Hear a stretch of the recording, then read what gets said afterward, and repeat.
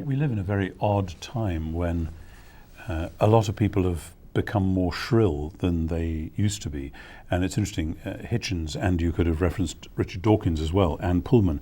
They all happen to be English people who are exporting their atheism to America, I notice.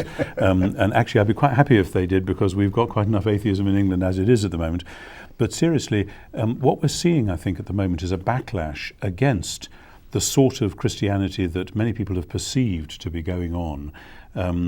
And among the secularists and the scientists particularly who are secularists, those scientists who are secularists, there's a sort of sense that we expected Christianity to wither on the vine and die 30, 40, 50 years ago. That was the myth that we bought into. And the fact that it hasn't shows that something has gone drastically wrong, and we've got to hurry that one along.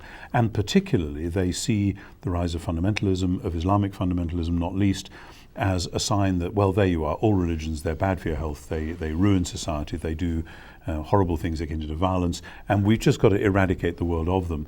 And so Hitchens and Dawkins have both got a lot of rhetoric down that line.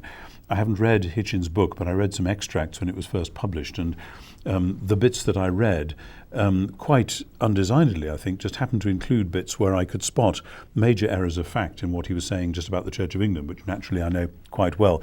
And I thought, why would I bother even to read a book by somebody who hasn't bothered to check his own facts? Now, that's a cheap put down in a sense, but it's the book is clearly very angry, and he's got a lot of demons he's getting off his shoulder.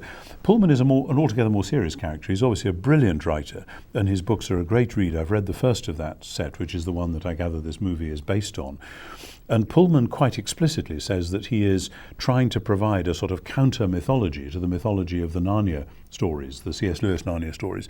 And ultimately, it's a way of dethroning and even destroying God.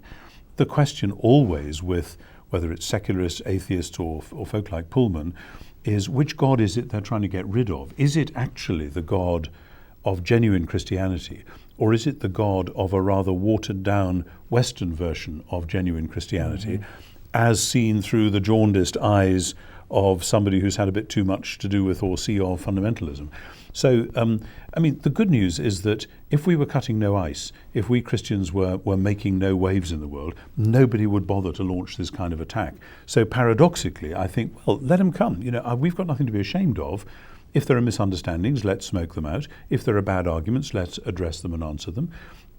And if somebody is producing a wonderful mythology like Pullman, which is a very cleverly crafted thing, well, that should be a challenge to the next generation of Christian artists and writers and so on. Come on, guys, can't we do just as well, if not better?